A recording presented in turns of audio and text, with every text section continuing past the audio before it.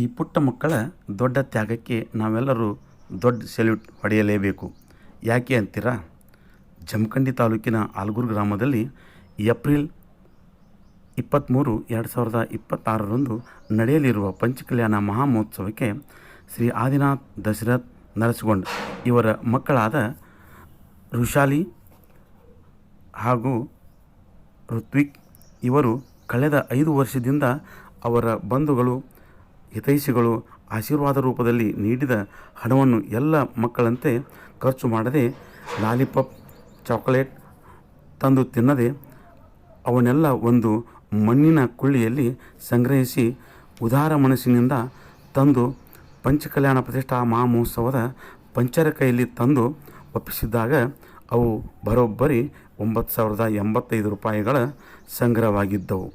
ಈ ಮಕ್ಕಳಿಗೆ ಸಂಸ್ಕಾರ ಕೊಟ್ಟಂಥ ತಂದೆ ತಾಯಂದಿರಿಗೂ ಒಂದು ದೊಡ್ಡ ನಮಸ್ಕಾರ.